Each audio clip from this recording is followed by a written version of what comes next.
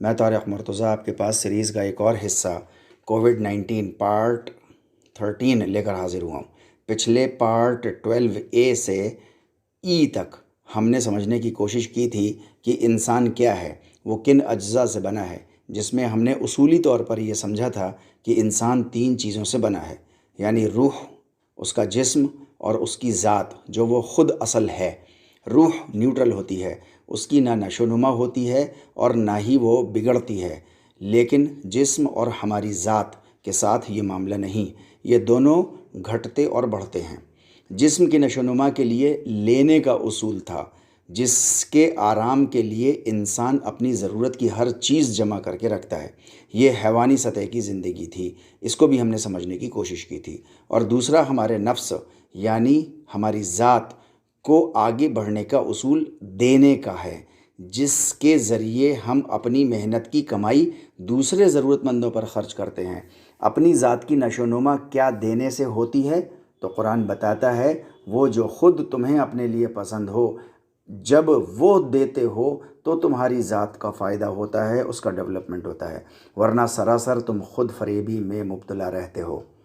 چونکہ یہ لینے اور دینے کا پروسیس پیورلی سوشل ڈائنامکس کا ہے، لہٰذا ہماری عقل اس معاملے میں فیصلہ نہیں کر سکتی کہ اس لینے اور دینے میں بیلنس کیسے بنایا جائے، اور اگر ایک بار بیلنس بن جائے تو اسے سوسائٹی میں مینٹین کیسے کیا جائے۔ اس کے لیے لا محالہ انسان کو باہر سے گائیڈنس چاہیے، جو اس کے بھیجنے والے نے ہمیشہ اس کی رہنمائی کے لیے بھیجی تھی،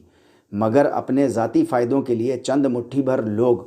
اللہ کے اس بھیجے ہوئے علم یعنی وحی کے راستے میں روڑا بن کر بیٹھ گئے اور تمام انسانیت کو رلا دیا۔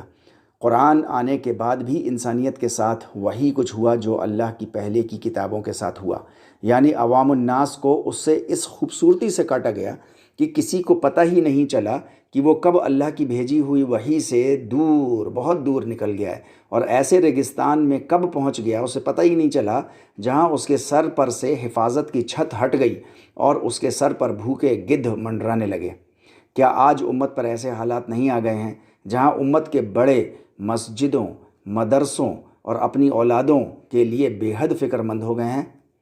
عام انسانوں کو تو چھوڑیے، خود ایمان والوں کو نہیں معلوم چل پایا کہ وحی کی ہمیں ضرورت کیوں ہے، جبکہ ہم ہر کام اپنی عقلوں سے کرتے ہیں۔ ہم ایمان والوں کو نہیں معلوم چلنے دیا گیا کہ اللہ کی ذمہ داریاں کیا ہیں اور وہ ذمہ داریوں کو کیسے پورا کرتا ہے اور کون اس کو پورا کرنے کے لیے ذمہ دار بنایا گیا ہے۔ امت کو یہ پتہ ہی نہیں چلنے دیا گیا کہ قرآن جس کو ظالم کہتا ہے، اصل میں وہ ظالم کون ہے۔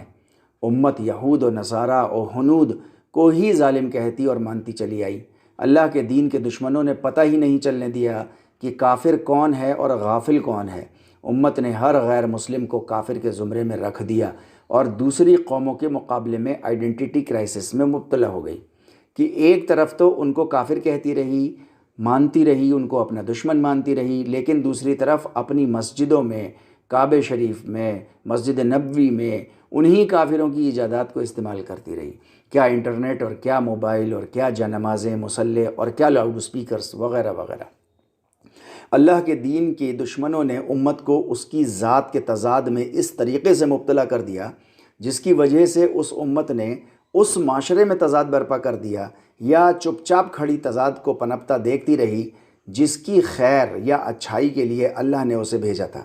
اور دیکھتے ہی دیکھتے اللہ کی زمین جہنم بن گئی، اور اس قدر بنی کہ خود امت اس جہنم میں چاروں طرف سے گھر گئی۔ آج اس کے خلاف تدبیریں ہونے لگیں کہ اسے صفائے ہستی سے کیسے مٹایا جائے۔ ہمیں آپ کو یہ یاد رکھنا چاہیے کہ اللہ نے ہمیں چاروں طرف سے اچھا ہی اچھا دیا تھا، مگر ہم نے اپنے ہاتھوں سے برائی کما لی۔ آج امت کے جیسے بھی حالات ہوں، اس کی ذمہ دار صرف اور صرف امت ہے، کوئی اور نہیں۔ معاف کیجیے گا، اللہ کے دشمنوں نے تو اللہ کو اللہ کی بھیجی ہوئی وحی سے اس خوبصورتی سے کاٹا ہے کہ امت کی اکثریت یہ بھی بھول گئی کہ اس خوبصورتی سے بھول گئی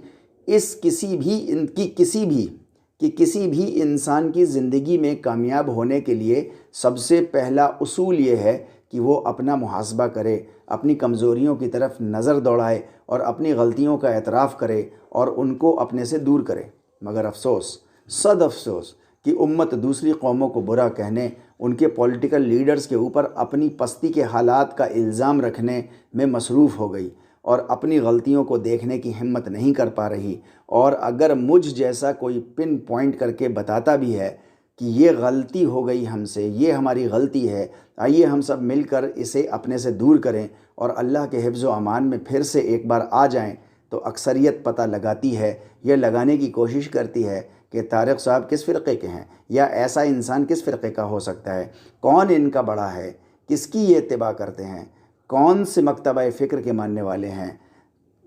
تو کوئی الزام یہ لگا دیتا ہے کہ وہ تو RSS کے ورکر ہیں وغیرہ وغیرہ۔ کیا کیا گنایا جائے کہ امت نے کیا کھو دیا اور کیا پا لیا، سوائے اس کے کہ اللہ کی رحمت کھو دی، اس کی طرف سے آیا حفظ و امان کھو دیا اور عذاب پا لیا۔ رسول پاک صلی اللہ علیہ وسلم نے ایک مرتبہ عیسیٰ علیہ السلام کے بارے میں بتایا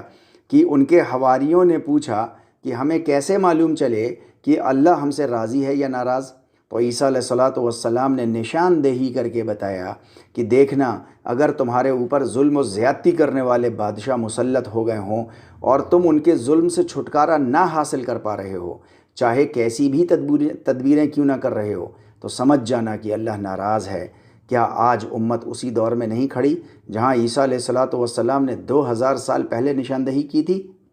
اللہ کی کتاب سے کیسے کاٹا گیا، اس کو کسی اور پارٹ میں لیں گے انشاءاللہ، تاکہ ہمیں سمجھ میں آ سکے کہ پرابلم کہاں ہے اور ہم اللہ کے بھیجے ہوئے نور میں ایک بار پھر سے کھڑے ہونے کے قابل ہو جائیں، تاکہ اللہ کی ذمہ داریوں کو اللہ کے بہاف پر اٹھا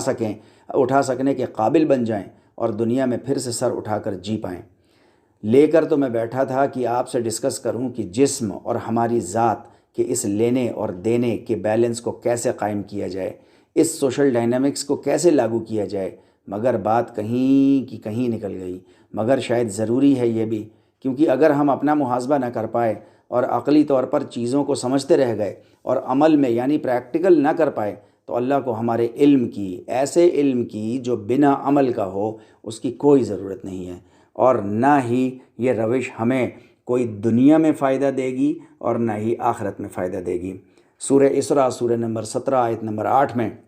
اللہ سبحانہ و تعالیٰ نے ایک سیکرٹ بتایا ہے کہ ناراض اللہ کیسے ہمارے پاس واپس آئے گا۔ ارشاد فرمایا، عَصَىٰ رَبَّكُمْ أَن يَرْحَمَكُمْ، امید کی جاتی ہے تمہارا رب تمہارے اوپر رحم کرے گا، وَإِنْ عُدْتُمْ عُدْنَا، مگر اس کے لیے پہلے تم اس کی طرف پلٹ کر آؤ، پھر وہ تمہاری طرف پلٹ کر آئے گا۔ وَجَعَلْنَا جَهَنَّمَ لِلْكَافِرِينَ حَصِيرًا، اور اگر اسے ٹھکرائے رہو تو رہو، بھاڑ میں جاؤ، جان لو جہنم ایسے ہی ٹھکرانے والوں کو چاروں طرف سے گھیرے ہوئے ہے۔